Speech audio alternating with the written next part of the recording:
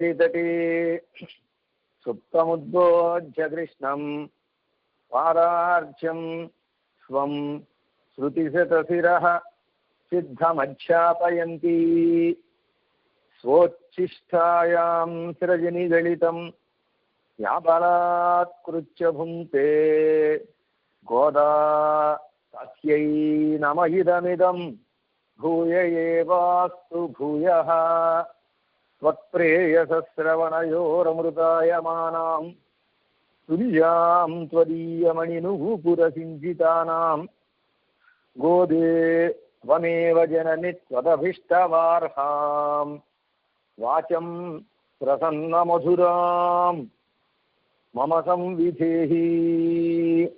ప్రియ భగవద్బంధువులారా, ఇవాళ పాసురం ఒక అద్భుతమైనటువంటి పాసురం. ఈ పాసురంలో మనకి ఆండాళమ్మవారు షడ్రసోపేతమైనటువంటి విందు భోజనం పెడుతున్నారు. చిత్రం మనం గమనించాలి.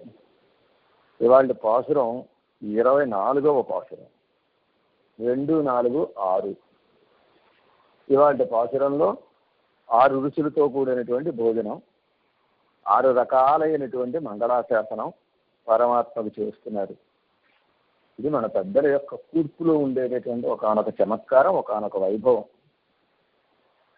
వాచం అర్థోనుగావతి అని పెద్దలు ఏదైనా ఒక మాట చెబితే, ఏదైనా ఒక కార్యక్రమం చేస్తే వారు శుభముహూర్తాలు నిర్ణయించుకోక్కర్లేకుండా వాటంతటవే ఆ ముహూర్తాలు వచ్చి అహమహమికతోటి ఈ కార్యక్రమానికి నేను ముహూర్తం అవ్వాలి అని చెప్పి ఆ గ్రహాదులు అన్నీ వచ్చి సమకూడతాయి అని చెబుతారు. అలాగే ఇవాళ పాసురంలో ఒక అత్యద్భుతమైనటువంటి విషయాన్ని, మనం తెలుసుకోవాల్సిన అతి ప్రధానమైనటువంటి విషయాన్ని చెబుతోంది ఆండాళమ్మవారు. పరమాత్మ భక్త సులభుడు.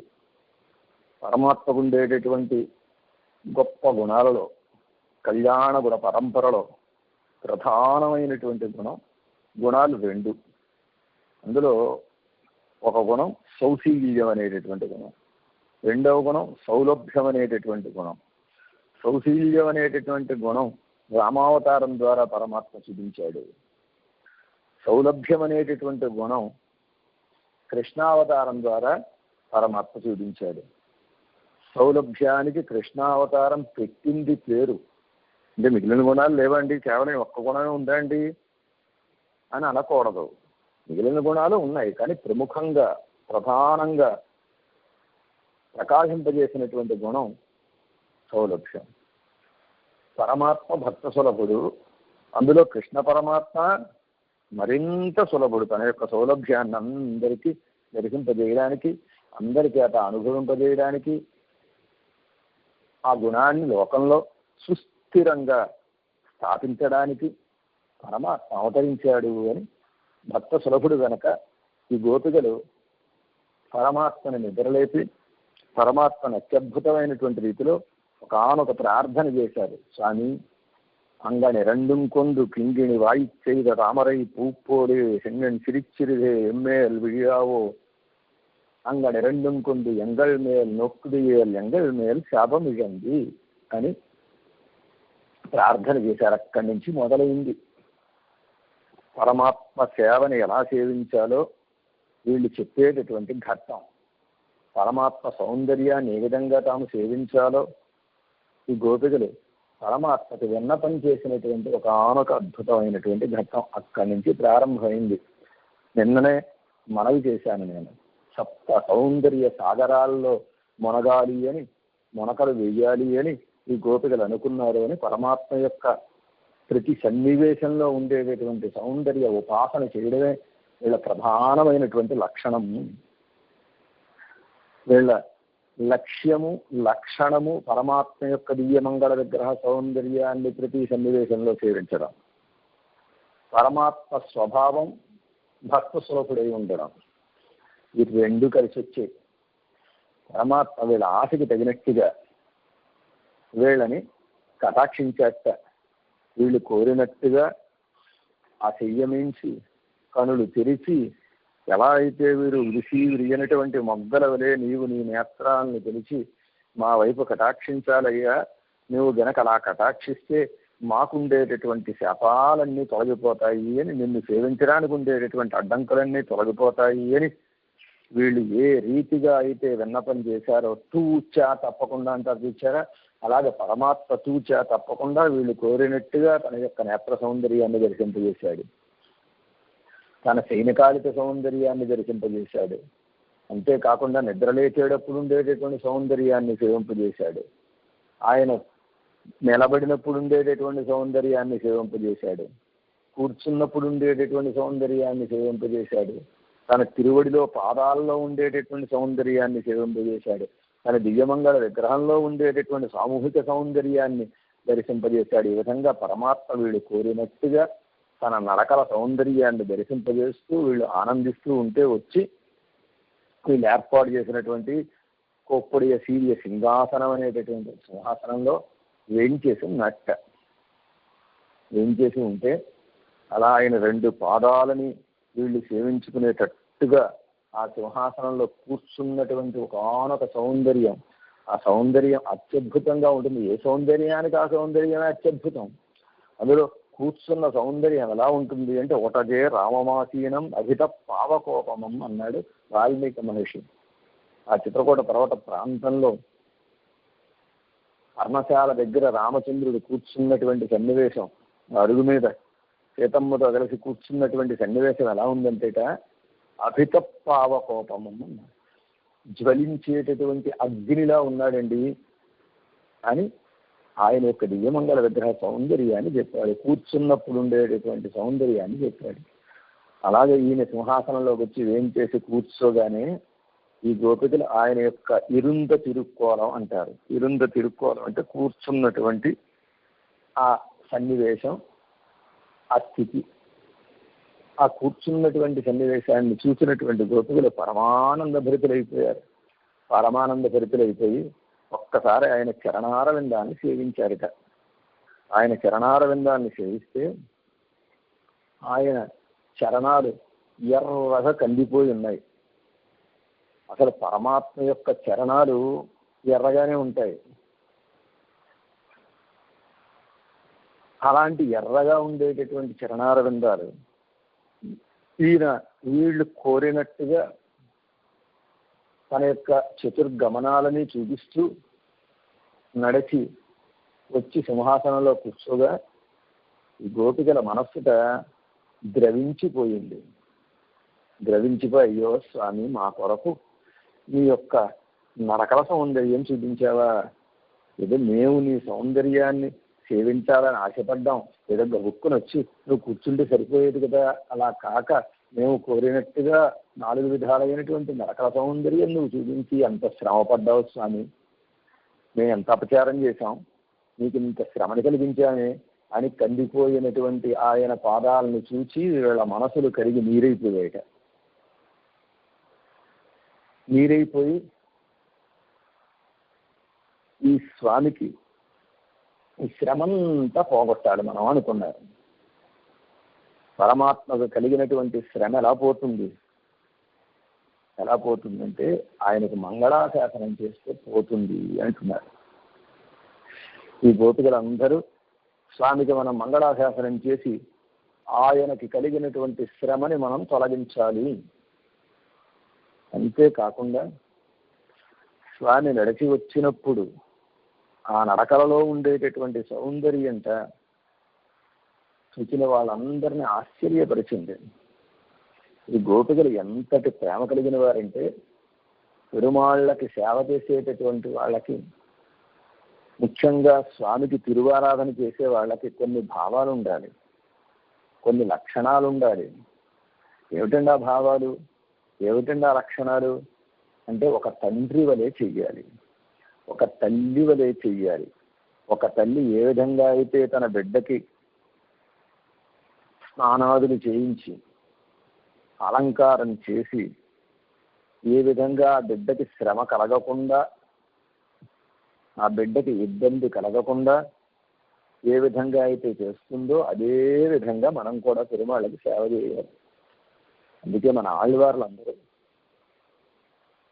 కృష్ణ పరమాత్మ యొక్క వైభవాన్ని చెప్పేటప్పుడు యశోదమ్మ భావనతోటి, మాతృభావనతోటి చెప్పారు. మొదలాళ్వార్లు ఒక అద్భుతమైన పాసురాన్ని అందించారు. ఎలా ఉంటుంది మాతృభావన అంటే? ఎలా ఉంటుందంటేట, కృష్ణావతారంలో కృష్ణ పరమాత్మని లేకుండా చేద్దామనేటటువంటి ఒకనొక దురుద్దేశంతో వచ్చినటువంటి రాక్షసి పూతన, ఆ పూతన పాలని కృష్ణ పరమాత్మ స్వీకరించి ఆ పూతన్ని సంహరించాడు. ఆ పూతను తెచ్చిపోయింది. పెద్ద శరీరం కలిగినటువంటి ఆ పూతన గుండెల మీద కృష్ణ పరమాత్మ ఆడుతూ ఉంటేట యశోదమ్మ చూసింది.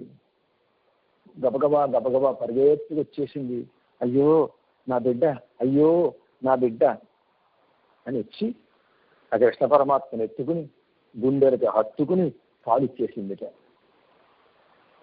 గుటుక్కుమని పాలు తాగాడు కృష్ణ పరమాత్మ అన్నాడు. దీన్ని మొదలాళ్వార్లు ఒక అందమైన పాసురంలో చెప్పారు. పేర్చి ములయుండ పిరాణై పేర్ందిడిత్తి ఆయిచ్చి ములగొడుతాయి అంజాడే. ఆ పిశాచం యొక్క పాలని తాగి దాని ప్రాణాలని హరించినటువంటి ఉపకారకుడైనటువంటి కృష్ణ పరమాత్మని పేరుందెడెత్తి గబుక్కునెత్తుకుని ఆయిచ్చి అంటే యశోదమ్మ మొలకొడుతాయ్ అంజాదే, భయపడకుండా పాలిచ్చేసిందిట. భయపడకుండా పాలేవాడు, బిడ్డకి పాలివ్వడానికి తల్లి భయపడాలా? మామూలుగా అయితే భయపడక్కల్లా, ఇక్కడ అప్పుడే తన కళ్ళ ముందే పూతనిచ్చిన పాలను తాగాడు. పూతన యొక్క ప్రాణాన్ని తీసేసి ఆ పూతన యొక్క గుండెల మీద పడి ఆడుతున్నాడు. అంత పెద్ద శరీరం కలిగిన పూతననే సంహరించేశాడు. పాలిస్తే మనకేమవుతుందో, దీనికి పాలిస్తే మనకేమవుతుందో అనేటటువంటి జంకు లేకుండా ఆయన మీద ఉండేటటువంటి ప్రేమతోటి ఆయనకి ఆవిడ పాలిచ్చిందండి అని ఆశ్చర్యకరంగా చెబుతారు. ఇదో పరమాత్మ సేవ చేసేటటువంటి వాళ్ళు, పరమాత్మకి ఆరాధనాదులు చేసేటటువంటి వారు ఆ పరమాత్మను తమ బిడ్డగా భావించి గనక ఆయనకి ఆరాధనాదులు చేస్తే, తిరుమంజనాదులు అంటే అభిషేకం అంటారు కదా, తిరుమంజనం అంటే అభిషేకం. అలా అభిషేకం చేసేటప్పుడు ఆయనకి ఇబ్బంది కలగకుండా అడ్డు పెట్టి, పిల్లలకి చూడండి, చంటి పిల్లలకి ఎలా నీళ్లు పోస్తారు, ఆ కళ్ళల్లో పడకుండా ఎలా అయితే అడ్డు పెట్టి పోస్తారో అలా చెయ్యాలి. అలాగే తడి ఒత్తేటప్పుడు కూడా సున్నితంగా వస్తాలి. అయ్యో నా బిడ్డకి ఏమవుతుందో గట్టిగా వచ్చేస్తే ఆయన అనుకోకుండా సున్నితంగా అనుకుని సున్నితంగా వస్తాలి. ఇలాంటి మాతృభావన భగవంతుడికి సేవ చేసేటటువంటి వాళ్ళకు ఉండాలి. అది భక్తులైనా ఎవరైనా సరే ఆ స్వామి యొక్క సౌకుమార్యాన్ని చూసినప్పుడు ఆయన సౌకుమార్యానికి ముగ్గులైపోయి, ఇంతటి సుకుమారుడు స్వామికి ఏం కష్టం వస్తుందో, ఏం చేటు వస్తుందో అని చెప్పి ఆ స్వామికి ఏ శ్రమ కలగకుండా సేవ చేస్తారు. ఇలా సేవ చేసినప్పటికీ తల్లి ఏం చేస్తుందంటే, పిల్లవాడి చక్కగా స్నానం చేస్తుంది, తడంతా ఒత్తుతుంది. తడంతా వచ్చిన తర్వాత వాడి చక్కగా వస్త్రాలు వేస్తుంది, పౌడర్ రాస్తుంది, ముఖాన తిలకం పెడుతుంది. బొట్టు పెట్టిన తర్వాత ఒక్కసారి వాడిని చూసి, నాయన ఎంత అందంగా ఉన్నావురా నాన్న, నాదిష్టే నీకు తగులుతుంది నాన్న అని ఒక్కసారి తన కంటుకుండే కాటుకను తీసి వాడి యొక్క అరికాలిలో చుక్కబెట్టి దిష్టి చుక్క పెడుతుంది. ఇది అమ్మ యొక్క మనస్సు. తన దిష్టే తగులుతుంది, నా కళ్ళే పాపిష్టి కళ్ళు నాయన, నా దిష్టే నీకు తగులుతుంది అని పొరపాటున ఆ పిల్లవాడికి ఏదైనా సాయంత్రం అయ్యేసరికి నలపొస్తే, ఏదైనా కొద్దిగా జ్వరం వస్తే బయటికి వెళ్ళలేదు కదా, బయటికి తీసుకెళ్ళకపోయినా వీడికి జ్వరం వచ్చేసింది, దిష్టి తగిలి ఉంటుంది. బహుశా ఎవరు చూశారు దిష్టి తగలడానికి? ఎవరు ఎందుకు, నేనే చూశానుగా, నా దిష్టే తగులుంటుంది వీడికి అని ఆ తల్లి పడేటటువంటి ఒకానొక తపన, ఒకానొక ప్రేమ ఏదైతే ఉందో ఆ ప్రేమ భక్తులకు ఉండాలి. అలాంటి ప్రేమ భక్తులకు ఉన్నప్పుడు ఆ భగవంతుడి విషయంలో వాళ్ళకి నిజమైన ప్రేమ ఉన్నట్టుగా లెక్క అని ఈ గోపికలు అలాంటి ప్రేమ కలిగినటువంటి మహానుభావురాళ్ళు. అందుకే ఆ పరమాత్మ సింహాసనంలో కూర్చోగానే ఆయన పాదాలు, అయ్యో స్వామి ఎంత కష్టపెట్టేశామయ్యా, ఎంత అపచారం చేసేసామయ్యా అనే విషయంలో, ఎంత అపచారం చేసేసాం, పాదాలు కందిపోయాయి అని బాధపడిపోతున్నారు.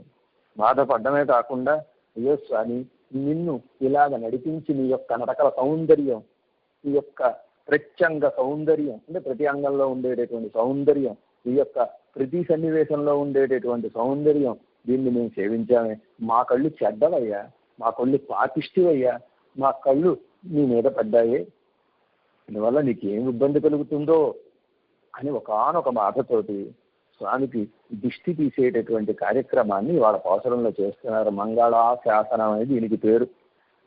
ఇది చాలా చాలా గొప్ప విషయం అన్నమాట.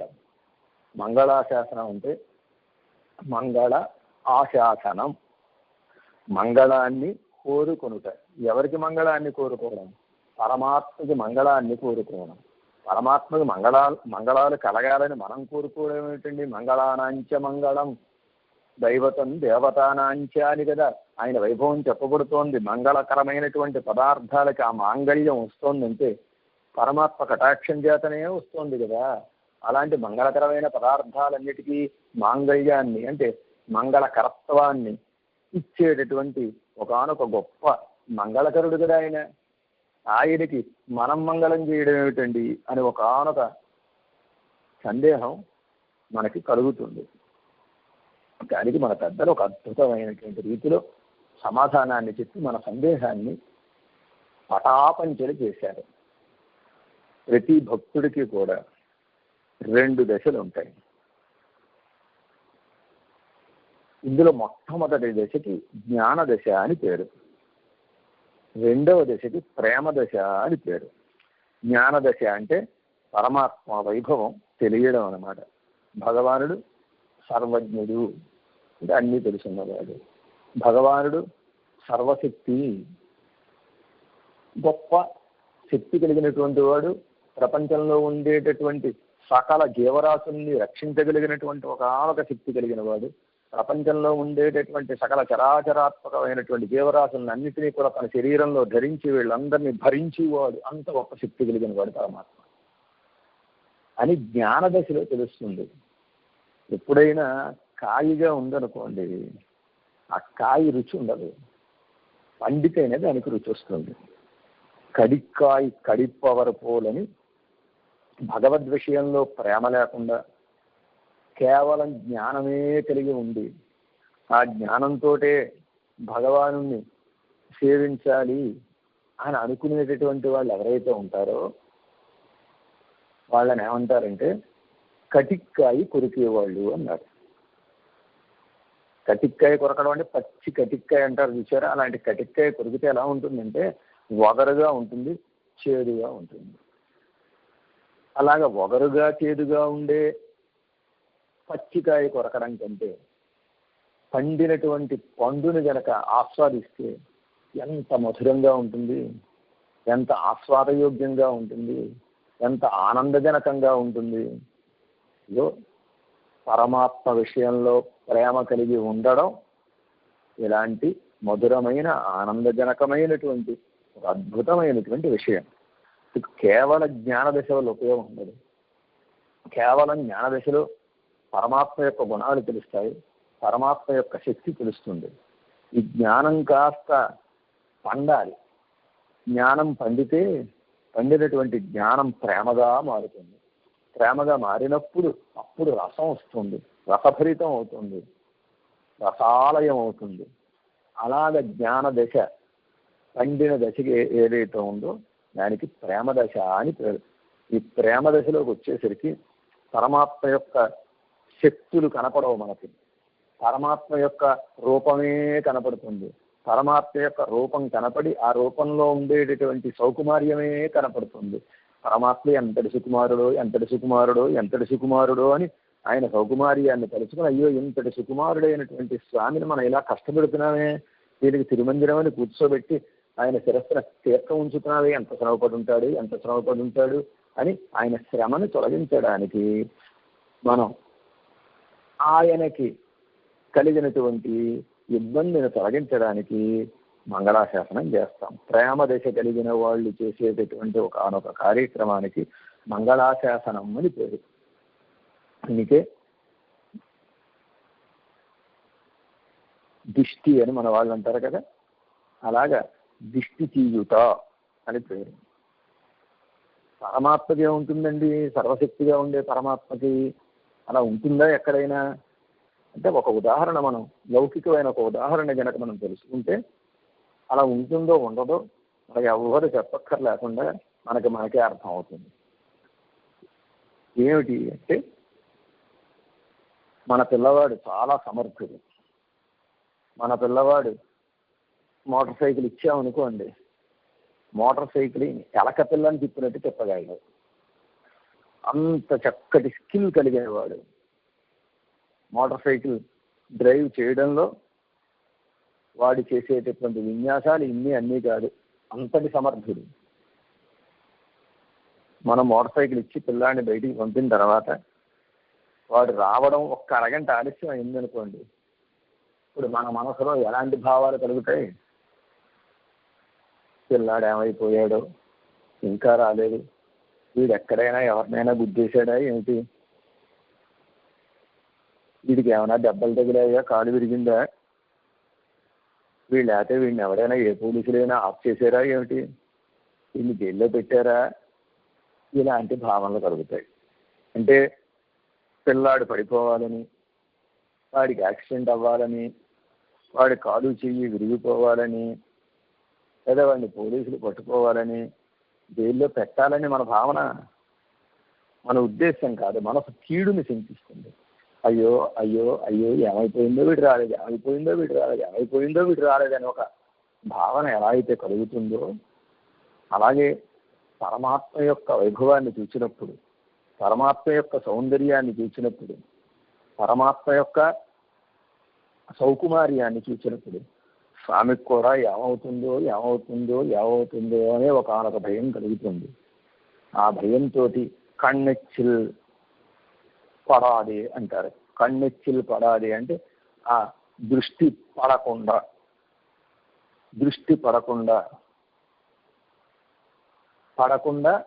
చేసేటటువంటి ఒకనొక అద్భుతమైనటువంటి కార్యానికి మంగళాశాసనం అని పేరు.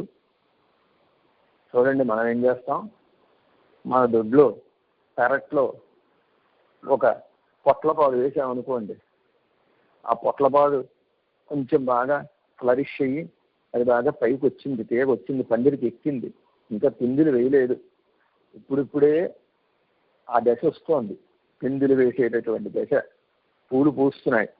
అప్పుడు మనం ఏం చేస్తాం, ఒక 20 రూపాయలు పెట్టి ఒక కుండ కొనుక్కొస్తాం, ఒక 5 రూపాయలు పెట్టి సున్నం కొనుక్కొస్తాం, ఆ కుండకి సున్నం బొట్లు పెట్టి ఒక 50 రూపాయలు పెట్టి కర్ర కొనుక్కొచ్చి ఆ కర్ర పైన ఈ కుండ పెట్టి దిష్టి తగులుతుంది అని భావన చేసి ఆ కొండను పెడుతున్నాం. ఓ పొట్లపాదుకే మనం ఇంతగా ఇదైపోతుంటే, లోకాన్నంతటిని కటాక్షించేటటువంటి స్వామి, లోకానికంతటికి నయనానందకరమైనటువంటి సౌందర్యం కలిగినటువంటి స్వామి, అలా చూస్తేనే కందిపోయేటటువంటి స్వభావం కలిగినటువంటి స్వామి విషయంలో దిష్టి తగులుతుందా, తగలదా? నరుడి కంటికి నల్లరాయి తగిలిపోతుందని చెబుతారు లోకంలో సామెత. నరుడి కంటికి నల్లరాయి తగిలిపోతుందని. కొంతమంది చూచారనుకోండి, ఇంతే సంగతులు చెత్తగించవాలని అనమాట. అలాంటి ఒక శక్తి కలిగినటువంటి, దృష్టి కలిగినటువంటి మహానుభావులు కొంతమంది ఉంటారు. అందుకు స్వామికి ఎటువంటి ఇబ్బంది కలగకుండా మంగళాశాసనం చెయ్యాలి అని మన పెద్దలు ఒకనొక అద్భుతమైనటువంటి సందేశాన్ని మనకిచ్చారు. దాన్ని ఆండాళమ్మ వారు ఇవాళ పాసురంలో మనకు చెబుతున్నారు. అంతేకాదు, అసలు ఈ మంగళాశాసనం అనే దాన్ని మనకు అందించినటువంటి మహానుభావులు ఎవరండి అంటే, గోదమ్మ గారి తండ్రి గారు అయినటువంటి పెరియాళ్వార్లు. అంతకుముందు ఉన్నది, కానీ మనకి బాగా తెలిసేటట్టుగా మనందరం ఆచరించడానికి అనువుగా మన లోకంలో ప్రచారం చేసినటువంటి, లోకానికి అందించినటువంటి మహానుభావులు పెరియాళ్వార్లు. శ్రీరామాయణం చూస్తే రామాయణం అంతా మంగళాశాసనమే అన్నారు. రామాయణంలో ఈ కాండ చూసినా మీరు మంగళాశాసనమే ఉందన్నారు. బాలకాండలో దశరథుడు, విశ్వామిత్రుడు, జనక మహారాజు, అయోధ్యలో ఉండేటటువంటి ప్రజలు, కౌసల్యాదేవి, అయోధ్యాకాండలో పిరాట్టి సీతాదేవి, అరణ్యకాండలో మహర్షులు, జటాయు మహారాజు, కిష్కింద కాండలో ఆంజనేయులు. ఈ విధంగా పరమాత్మకు మంగళాశాసనం చేసిన వారే అందరూను. గుహుడు యొక్క పరివారం కూడా ఆ స్వామికి మంగళాశాసనం చేశారట. గుహుడు ఎక్కడ మంగళాశాసనం చేశాడండి అంటే ఈ ఘట్టాన్ని చాలా అద్భుతమైనటువంటి రీతిలో శ్రీవచన భూషణం అనేటటువంటి గ్రంథాన్ని అందించినటువంటి త్రిలోకాచార్య స్వామి వారు దర్శింపజేశారు. రామచంద్రుడు గుహుడి పట్టణంలో సింధుబేరపురంలో ఒక రాత్రి సీతమ్మతో కలిసి వెంచేసి ఉన్నాడు. ఈ సీతమ్మతో కలిసి రామచంద్రుడు వెంచేసి ఉంటే లోపల లక్ష్మణస్వామి బయట ధనుస్సుని ఎక్కుపెట్టి నారి లాగి పట్టుకుని బాణాన్ని ఎక్కుపెట్టి నిలబడ్డాట. నిలబడితే గుహుడు చూశాడు ఈ సన్నివేశాన్ని. చూచి ఏమిటినా ఈ లక్ష్మణుడు ఏమిటి ఇలా బాణం ఎక్కుపెట్టి నుంచున్నాడు, కొంపదీసి రాముణ్ణి లేకుండా చేసేయడు కదా అని అనుకున్నట్ట. అవును, చేస్తే చేయొచ్చు, వీడు కూడా ఆ భరతుడికి తమ్ముడే కదా. ఆ భరతుడు ఏం చేశాడు, అయోధ్యలోంచి ఈయన్ని అరణ్యానికి గెంటేశాడు. ఈయన ఈ అరణ్యంలో ఈయన లేకుండా చేసేస్తే మొత్తం రాజ్యం ఇద్దరు పంచుకోవాలనుకుంటున్నారేమో అనేటటువంటి ఒక భావన కలిగింది. నిజానికి గుహుడికి ఇలాంటి భావన కలగడానికి అవకాశం ఉందా? లేనే లేదు. ఎందుకు లేదంటే లక్ష్మణస్వామి రామచంద్రుడికి చేసినటువంటి సేవ కళ్ళెదుట చూచాడు.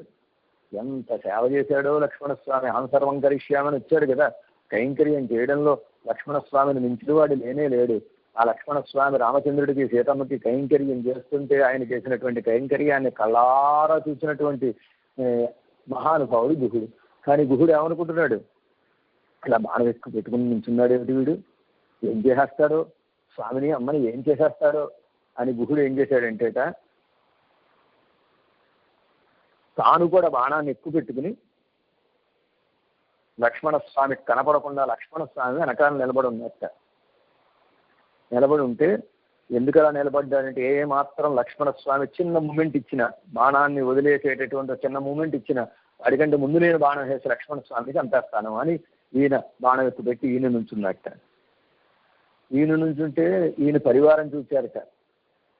ఆ పరివారం ఏమిటి, మన రాజుగారు వాళ్ళకి లక్ష్మణస్వామి కనపడడం లేదు, ఈ రాజుగారే కనపడుతున్నాడు, గుహుడే కనపడుతున్నాడు. అయితే మన రాజుగారు బాణం ఎక్కువ పెట్టుకుని ఉన్నాడు, రామచంద్రుడికి ఏం అపచారం తలపడతాడు ఈయన గనక రామచంద్రుడి మీద బాణాన్ని వదలాలి అని అనుకుని చెయ్యి లాగగానే ముందు మనం బాణం వేసి ఈయన్ని చంపేద్దాం అని గుహుడి యొక్క పరివారం ఒకళ్ళ వెనకాల ఒకళ్ళు ఇలా వరసగా బాణాలు ఎక్కువ పెట్టుకుని నిలబడి ఉన్నారు. తెల్లవారులు రామచంద్రుడు సీతమ్మ హాయిగా లోపల నిద్రపోయారు. లక్ష్మణస్వామి ఆయన డ్యూటీ ఆయన నిద్రపోకుండా చేశాడు. గుహుడు పరివారం నిద్ర లేకుండా కాపలా చేశారు. ఇది మంగళాశాసనం అంటే స్వామికి ఏమవుతుందో అనేటటువంటి ఒకనొక భావనతోటి చేసేటటువంటి కార్యక్రమానికి మంగళాశాసనం అని పేరని. అందుకే మన వాళ్ళు హారతి ఇచ్చిన తర్వాత ఆ హారతిని, ఆ కర్పూరాన్ని కింద పడేస్తారు. దిష్టి తీసిన తర్వాత దిష్టి తీసిన దాన్ని మళ్ళీ అందులో అట్టే పెట్టరు, దాన్ని బయట పడేస్తారు. అలాగే ఆ నేల మీద కర్పూరాన్ని పడేస్తారు. దాన్ని దాసోహం చేసుకోవాలి, కళ్ళకు అద్దుకోరు మన వాళ్ళు. కొంతమంది భావన ఏమిటంటే ఈ జ్ఞానం అని, పరమాత్మ జ్ఞానస్వరూపుడు గనక ఆయనకి ఇచ్చినటువంటి హారతి జ్ఞానంగా లెక్క గనక ఆ జ్ఞానాన్ని తమ కళ్ళల్లో దాచుకోవాలని దాన్ని కళ్ళదద్దుకుంటూ ఉంటారు. సరే, ఎవరి భావాలు వారివి. కానీ మన పెద్దలు చెప్పినటువంటి రహస్యం అయితే ఇది ఎంత సరసంగా ఉందో చూడండి. ఇంతటి సరసమైనటువంటి భావాలు మన వాళ్ళకి కలగడం నిజంగా మన అదృష్టం కదా, దాన్ని చెప్పుకోవడం మన భాగ్యం కదా. ఇలా ఉంటుంది అని మొట్టమొదటిగా ఈ మంగళాశాసనాన్ని, దీనికే సంప్రదాయంలో పల్లాండు అని పేరు. పల్లాండు పాడడం చాలా చాలా చాలా ముఖ్యమైనటువంటి ఒక విషయం. పల్లాండి లేకపోతే ఆరాధనే పూర్తి కాదు.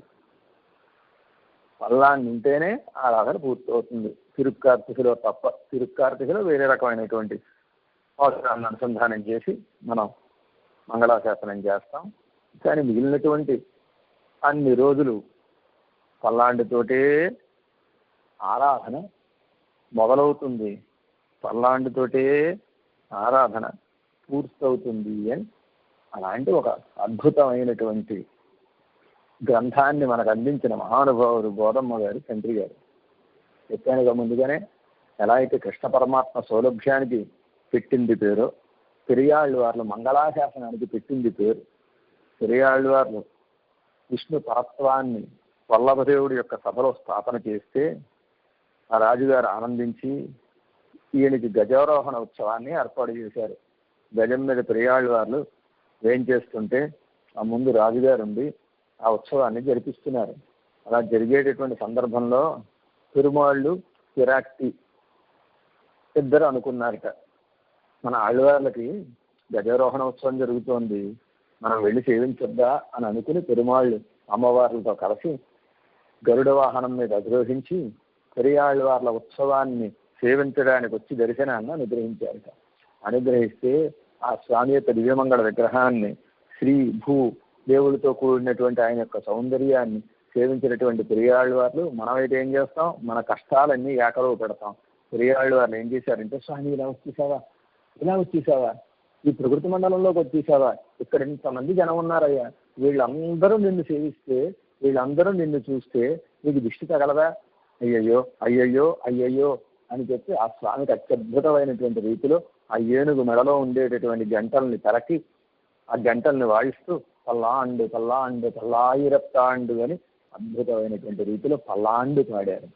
పాడితే పరమాత్మ అన్నట్టు ఆళ్వారే కంగారు పడకండి, ఎందుకండి కంగారు పడిపోతారు, ఇగో మంగళదేవత అయినటువంటి లక్ష్మీదేవి లేదా నా వక్షస్థలంలో ఉన్నట్ట అంటే స్వామి ఆవిడకి కూడా మంగళమయ్యా, ఆవిడ పక్కన ఉండడం చేత నీ సౌందర్యం మరింత పెరిగిపోయింది, నీ వైభవం మరింత పెరిగిపోయింది, మరింత దిష్టి తగలడానికి అవకాశం, కంగారు పడకండి, ఇగో నా భుజాలు చూడండి అంటే ఆ భుజాలకి మంగళం, ఇక శంఖచక్రాలను చూడండి శంఖచక్రాలకి మంగళం అని ఈ విధంగా అత్యద్భుతమైనటువంటి రీతిలో పరమాత్మ యొక్క పాదారవిందాల దగ్గర నుంచి ఆయన యొక్క ఆయుధాలకి, అమ్మవారికి, స్వామి యొక్క దివ్య వైభవానికి, స్వామి యొక్క దివ్య సౌందర్యానికి అద్భుతమైనటువంటి రీతిలో పల్లాండు పాడారు. అందుకే పెరియాళ్ళవార్ల వైభవం చెబుతూ, పెరియాళ్ళవార్లు చాలా గొప్పవారండి, ఆళ్ళవార్లు నిజానికి వీరు పెద్దవారు కాదు, పెరియ ఆళ్ళవారు అంటే పెద్ద ఆళ్ళవారు అని. ఆళ్ళవారులో పెద్ద కాదు వీరు, ఆళ్ళవారు అవతార క్రమంలో 7వ వారు.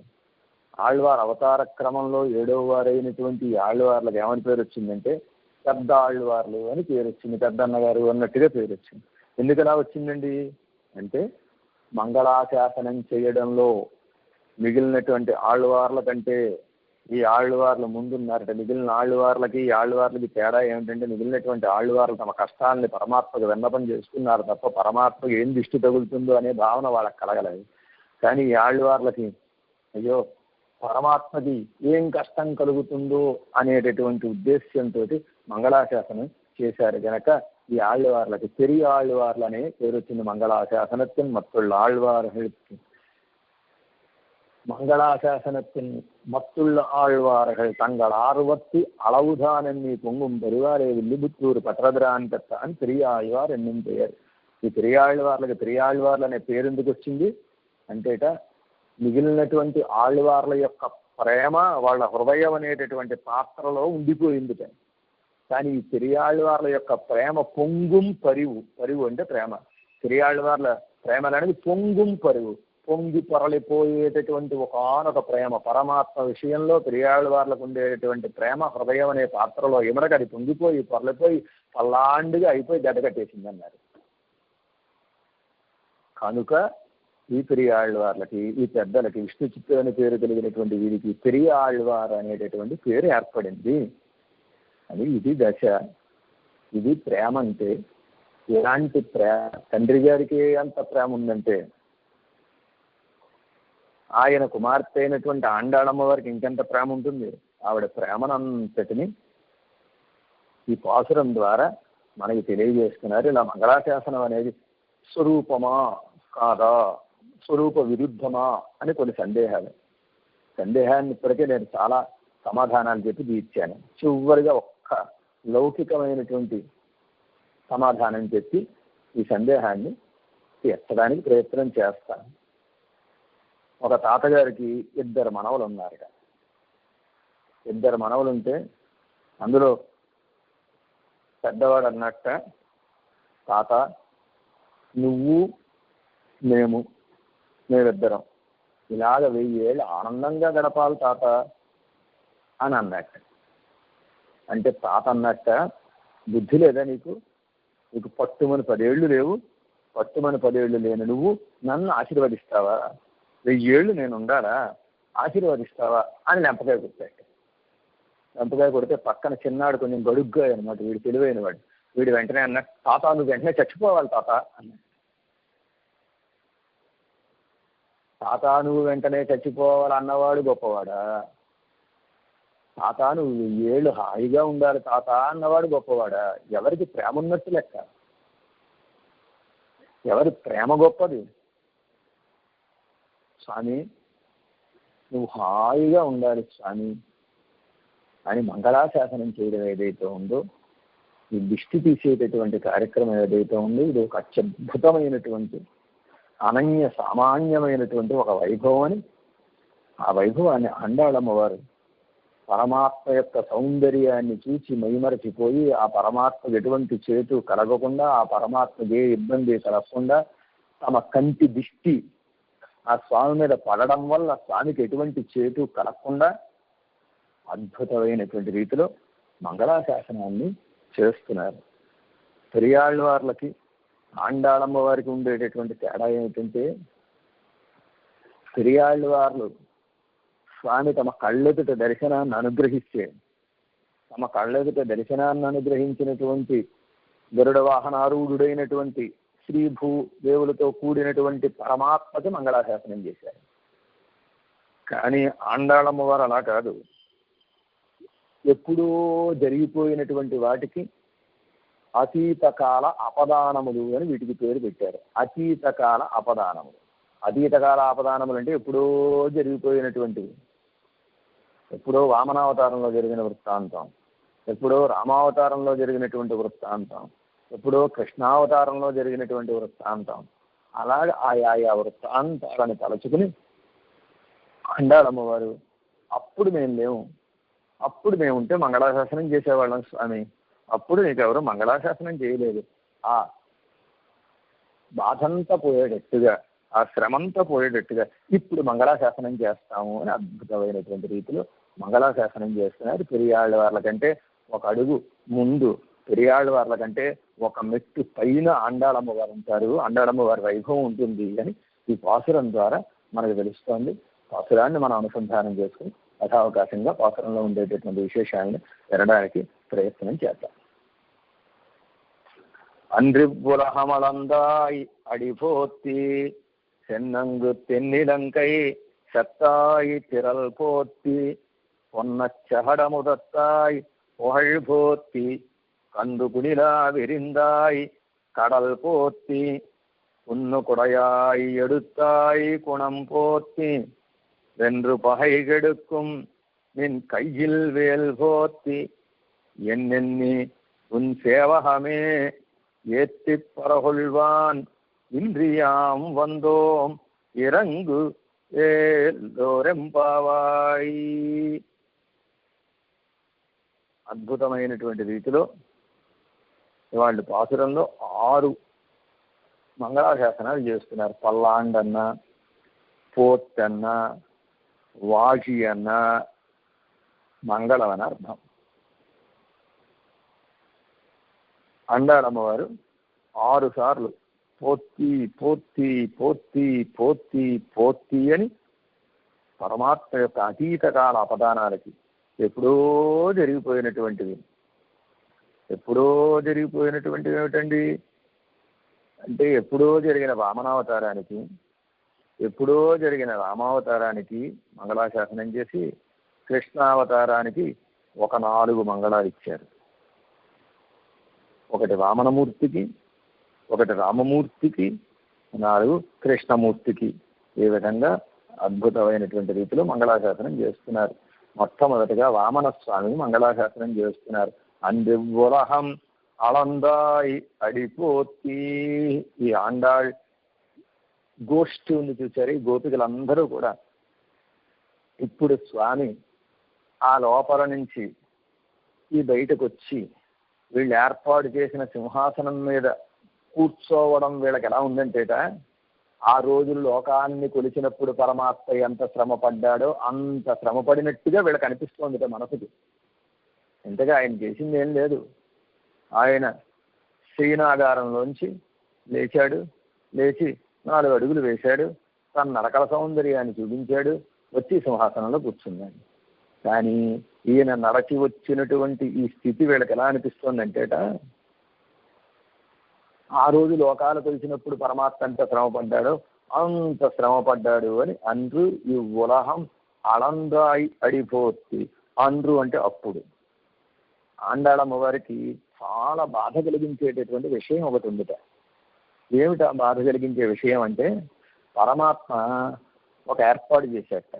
ఏమిటా ఏర్పాటు అంటే అండ్రు అని, ఇన్రు అని. అండ్రు ఏమిటండి, ఇంద్రు ఏమిటండి అంటే అప్పుడు, ఇప్పుడు. స్వామి నువ్వు చాలా దుర్మార్గం చేశావయ్యా మా విషయంలో అని ఆండాళమ్మ స్వామికి చెబుతోంది ఈ మాట ద్వారా. ఏం దుర్మార్గం చేశాడండి పరమాత్మ? పరమాత్మ అందరికి ఉపకారమే చేస్తాడు కానీ అపకారం చేస్తాడే చేయడుగా. మరి దుర్మార్గం చేయడం ఏమిటి స్వామి?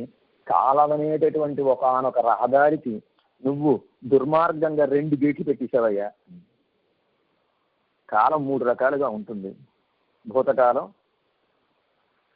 వర్తమాన కాలం, భవిష్యత్ కాలం. పరమాత్మ ఏం చేశాడంటేట, వర్తమానాన్ని ఎప్పుడు ఉండేలా చేసేట, ఈ కాలం అనేటటువంటి రహదారికి వెనక వైపు గేటు పెట్టేట, భూతకాలంలోకి వెళ్ళడానికి లేకుండా. అలాగే ముందు వైపు గేటు పెట్టేట, భవిష్యకాలంలోకి వెళ్ళడానికి లేకుండా. ఇటు భూతంలోకి వెళ్ళడానికి లేదు, అటు భవిష్యత్తులోకి వెళ్ళడానికి లేదు, ఎప్పుడు మధ్యలోనే పడి ఉండేటట్టుగా చేశావయ్యా నువ్వు. అండ్రు అంటే అప్పుడు, అప్పుడు ఇప్పుడు అని ఈ 2 మాటలు ఆండాళమ్మకు చాలా బాధను కలిగించేస్తున్నాయి. అప్పుడు ఇప్పుడు, అప్పుడికి అప్పటికి మేము వెళ్ళగలిగితే, అప్పటికంటే ఆ రోజు నువ్వు వామనావతారాన్ని ఎత్తి నువ్వు లోకాలు కొలిచినటువంటి ఆ సమయంలోకి మేము వెళ్ళగలిగితే, టైం మెషిన్ అని, అలాంటి టైం మెషిన్ ఉంటే ఎంత బాగుండదు అని అనిపిస్తుంది ఆండాళమ్మ వారి పాసురాన్ని అనుసంధానం చేసినప్పుడు. స్వామి ఇంత దుర్మార్గం పనికిరాదయ్యా, 2 గేట్లు పెట్టావా, గేట్లు ఎత్తేయి, గేట్లు ఎత్తేయి. గేట్లు ఎత్తేస్తే ఏమవుతుంది? గేట్లు వెనక స్వామి తీసేస్తే మనం వెనక్కి వెళ్ళిపోవచ్చు, హాయిగా భూతకాలంలోకి వెళ్ళిపోవచ్చు. భూతకాలంలోకి వెళ్ళిపోయి కృష్ణావతారాన్ని సేవించవచ్చు, ఇంకా వెనక్కి వెళ్ళిపోవచ్చు, రామావతారాన్ని సేవించవచ్చు, ఇంకా వెనక్కి వెళ్ళిపోవచ్చు, నృసింహావతారం ఇంకా వెనక్కి వెళ్ళిపోవచ్చు, మత్స్యావతారాన్ని సేవించవచ్చు. ఈ విధంగా మత్స్యకూర్మ, వరాహ మొదలైనటువంటి అవతారాలు కృష్ణావతారం దాకా ఉండేటటువంటి 9 అవతారాలు ఏవైతే ఉన్నాయో, ఈ 9 అవతారాలని సేవించి అవతారాల్లో పరమాత్మ చేసినటువంటి అద్భుతమైన దివ్య చేష్టల్ని దర్శించి ఆనందించి ఆయన మంగళాశాసనం చేసేటటువంటి ఒక భాగ్యం మనకి దక్కేది కదా. స్వామి చేసిన దుర్మార్గం వల్ల, స్వామి పెట్టిన ఆ గేటు వల్ల, భూతం అనే ఒక గేటు పెట్టావు, నిజంగా భూతమే గేటు, భవిష్యత్తు అనే గేటు పెట్టావు. ఈ 2 గేట్లు తీసేస్తే, ఈ భవిష్యత్తు అనే గేటు కనుక తీసేస్తే ముందుకు వెళ్ళిపోయి కల్కి అవతారాన్ని సేవించొచ్చేసేవాళ్ళమయ్యా. భూతం అనే గేటుని తీసేస్తే వెనక్కి వెళ్ళిపోయి కృష్ణావతారాన్ని వచ్చేసేవాళ్ళమయ్యా. ఇలాంటి ఒకనొక భాగ్యం మాకు లేకుండా నువ్వు చేశావు, ఇది నువ్వు చేసిన దుర్మార్గం అని అండ్రు అని అండంలో ఇలాంటి ఒక అద్భుతమైనటువంటి స్వారస్యం స్ఫురిస్తోంది. అండ్రు ఈ ఉలహం అళందాయి అడిపోతి. ఆ రోజున ఈ లోకాలని కులిచినటువంటి స్వామి యొక్క పాదార విందాలకి మంగళంట. పరమాత్మ ఎంతో కష్టపడి బలిచక్రవర్తి దగ్గరికి వచ్చి బలిచక్రవర్తిని 3 అడుగులు యాచించి ఆ బలిచక్రవర్తి దానం చేయగానే త్రివిక్రముడిగా మారి లోకాలను కొలిచేట. ఈ కొలవడంలోనే కష్టమంతా ఉందండి అని మన పూర్వాచార్యులు చెబుతున్నారు. మన పూర్వాచార్యుల్లో కూరత్తాళ్ళు అని ఒక మహానుభావుడు.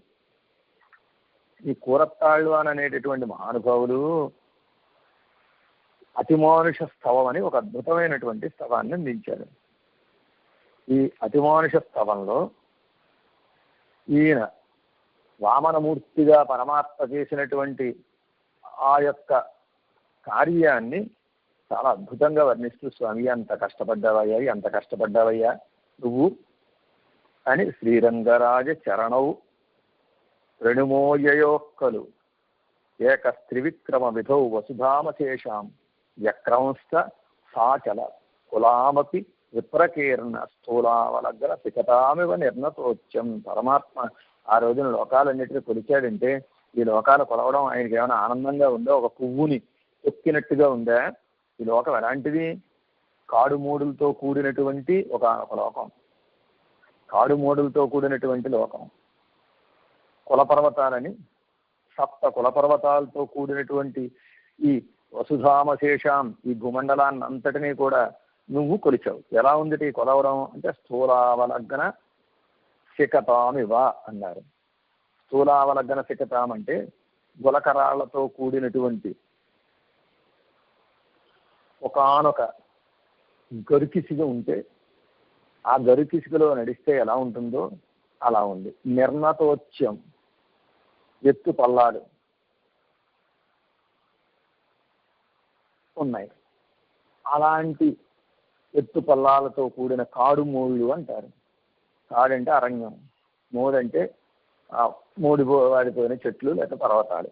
ఇలాంటి అరణ్యాలతోటి పర్వతాలతోటి కూడి ఉండేటటువంటి ఈ భూమిని ఆ రోజు నువ్వు నీ పాదమంతా చాచి కొలిచావంటే ఎంత కష్టపడి ఉంటావు. ఆ పర్వతాలు శిఖరాలు నీ పాదాలకి గుర్చుకుంటే ఎంత నొప్పి కలిగి ఉంటుంది స్వామి అని ఆయన ఈ లోకాలని కొలిచినటువంటి ఆ సన్నివేశాన్ని చెప్పి చాలా బాధపడిపోయారు. అంతేకాదు, స్వామి నువ్వు ఆ లోకాలను కొలిచినప్పుడు వ్యక్రంస్త సాచల కులామపు విప్రకీర్ణన్నని అలా కాడుమూడులతో ఉండేటటువంటి లోకాలను కొలిచినప్పుడు కాళ్ళు కుండైపోయి ఉంటాయి అని ఒక బాధ. అంతేకాదుట అసలు ఆ కాలు చాచాడు చూచారా, ఇది ఎంత కష్టం. ఒక కాలు కింద, ఒక కాలు పైకి, అలా పైకి ఆకాశమంతా కొలవాలంటే కాలిని ఎలా చాచితే ఆకాశాన్ని కొలవగలుగుతాడు. కాలు ఎలా చాచి ఉంటాడు? జిమ్నాస్టిక్స్ అని వాళ్ళు కాలు పైకి, ఒక కాలు పైకి పెట్టుకుని ఒక కాలు కిందకి పెట్టుకుని ఎలా అయితే గిర్రుమని తిరుగుతారో పరమాత్మ కూడా అలాగ ఒక కాలు కిందకి ఒక కాలు పైకి చిన్నగా చాచాడంటే ఎంత శ్రమపడి ఉంటాడు, ఎంత శ్రమపడి ఉంటాడు స్వామి. అయ్యయ్యో స్వామి ఎంత శ్రమపడ్డావయ్యా అని కూరత్తాళ్వాన్ బాధపడినట్టుగా ఆండాళమ్మ వారు కూడా ఆ రోజున అందరూ ఇవ్వలహమానందాయి, ఈ లోకాన్ని కొలిచావు. ఈ లోకం అంటే కాడుమూడులతో కూడినటువంటి లోకం అని ఇవ్వలహం అని వచ్చి పలుకుతున్నారు. అందరూ ఇవ్వలహం ఆనందాయి కొలిచినటువంటి అడిపోర్తి ఆ పాదాలకి మంగళం. ఆ రోజున ఆయన కొలిచినప్పుడు ఎవరి కోసం కొలిచాడు? ఎవరి కోసం? బలిచక్రవర్తి దగ్గరికి ఆయన యాచకుడిగా వచ్చాడు. ఇంద్రుడి కోసం వచ్చాడు. ఇంద్రుడి కోసం వచ్చి ఇంత శ్రమపడి ఆయన లోకాలన్నీ కొలిచి ఇంద్రలోకాన్ని ఇంద్రుడికి అప్పచెబితే ఇంద్రుడు కనీసం కృతజ్ఞతావిష్కరణ కూడా చేయలేదుట. కనీసం థ్యాంక్స్ కూడా చెప్పలేదుట. కానీ చాలా కృతజ్ఞతలయ్యా, ఎంతో శ్రమపడి నువ్వు ఈ లోకాన్ని మళ్ళీ తిరిగి సాధించి మాకు అప్పచెప్పావయ్యా అని అనకుండా పరిగెత్తి వెళ్ళి ఆయన సింహాసనంలో ఆయన కూర్చున్నాడు. ఎవ్వరు స్వామికి శ్రమ కలిగింది అని మంగళాశాసనం చేసిన వాళ్ళు ఎవ్వరూ లేరుట అవతారంలో. అది ఆండాళమ్మకి బాధ కలుగుతోంది, బాధను కలిగిస్తోంది. ఆ రోజున ఎవ్వరూ లేరు కదా స్వామి, నీకెవరు మంగళాశాసనం చేయలేదు కదా స్వామి. ఆ బాధంతా పోయేటట్టుగా ఈ రోజున మేము నీకు మంగళాశాసనం చేస్తాము అని ఆ పాదాలను సేవిస్తూ ఆ రోజు లోకాలను పిలిచిన పాదాలు ఇవే కదా. ఆ రోజున మేము మంగళాశాసనం చేయలేకపోయాం, మా ఆ బాధ తీరేటట్టుగా, నీకు ఆశ్రమ తీరేటట్టుగా, మాకు ఆ రోజున చేయలేకపోయావనే బాధ పోవాలి, నీకు ఆ రోజు లోకాలను కొలిచినప్పుడు కలిగినటువంటి శ్రమ పోవాలి. ఈ రెండు పోయేటట్టుగా మంగళాశాసనం చేస్తాము అని అందులహం అళందాయి అడిపోతి ఆ పాదాలకి మంగళం అని పాడారు. ఇలా పాడగానే ఆ గోష్ఠిలో ఉండే ఇంకో గోపికి అందుకుంది. దాందే ఉందమ్మా, త్రివిక్రమావతారంలో పెద్ద కష్టమే ఉంది. పెద్ద స్వామి శరీరాన్ని పెద్దగా పెంచేశాడు గనక ఒక పాదంతో భూమిని కొలిచాడు, ఒక పాదంతో ఆకాశాన్ని కొలిచాడు. అందులో ఏం కష్టం ఉంది గనక? అంతకంటే కష్టమైనటువంటి ఒక ఆనక పని ఆయన చేశాడు. రామావతారంలో ఆయన పడిన కష్టం చూడండి. రామావతారంలో ఆయన నడిచి వెళ్ళి లంక దాకా నడిచి వెళ్ళాడు. నడిచి వెళ్ళి ఆ లంకానగరాన్ని జయించాడు. అలా నడిచి వెళ్ళి లంకానగరాన్ని జయించినటువంటి ఆయన యొక్క బలానికి మంగళం అని ఇంకో ఆవిడ చెబుతోందిట. సెన్రంగు తెన్నిలంగై చెత్తాయి తిరల్పోతి. ఆ రావణాసురుడు ఉండేటటువంటి లంకకి వెళ్ళి ఆ రావణుణ్ణి ఓడించినటువంటి, రావణుణ్ణి సంహరించినటువంటి ఆయన యొక్క బలానికి మంగళం అంటున్నారు. ఒక్కొక్క పాదంలో ఒక్కొక్క వైభవాన్ని చెబుతున్నారు. మొదటి పాదంలో పాదాలకి మంగళం, అడిపోతి అన్నారు. ఇప్పుడు రెండవ వాక్యంలో తిరల్పోతి, స్వామి యొక్క బలానికి మంగళం అంటే దాచి చెబుతున్నారు. స్వామి చేశాడంటే స్వామికి మళ్ళీ ఎక్కడ దిష్టి తగులుతుందో అని భయం. అసలు ఈ లోకాలను కొలిచింది స్వామి కాదండి, స్వామి పాదాలండి అని ఆ పాదాల మీద ఆ కార్యాన్ని ఆరోపించి చెబుతున్నారు. అలాగే రామచంద్రుడు కాదండి, రామచంద్రుడు బలం చేసిందండి, రామచంద్రుడి యొక్క బలం మీద ఆరోపించి చెబుతున్నారు.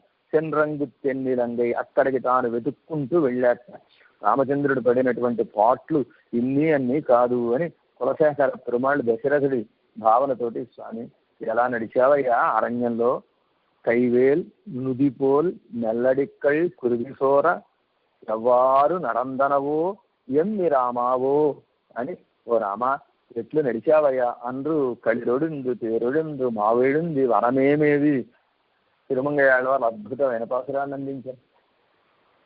అండ్రు కళిరొడిందు తేరొడిందు మా ఒడింది వనమేమేవి.